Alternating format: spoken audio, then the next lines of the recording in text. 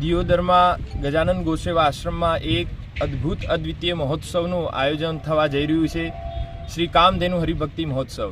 અને એ મહોત્સવમાં પ્રથમવાર ગુજરાતની ધરતી પર એક વિશેષ કથા, ભક્તોના ચરિત્રોની કથા, ભક્તમાલ કથા સંપાદિત થશે.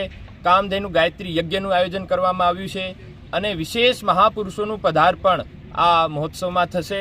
શોભાયાત્રાનું દિવ્ય આયોજન કરવામાં આવ્યું છે. વૃંદાવનથી પરમ પૂજ્ય મલ્લુપીઠાધીશ્વર રાજેન્દ્રદાસ દેવાચાર્યજી મહારાજનું પધારપણ થશે. આપણા સૌના ઉપર જેમના વિશેષ આશીર્વાદ છે એવા પરમ શ્રદ્ધેય પથમેડા મહારાજજીનું મંગલમય પધારપણ આ ઉત્સવમાં થશે. અને દ્વારિકાથી ભગવાન દ્વારિકાધીશ મહાપ્રભુનું દિવ્ય શ્રી વિગ્રહ પધારવાનું છે, જેમના પણ વિવિધ મનોરથો થશે.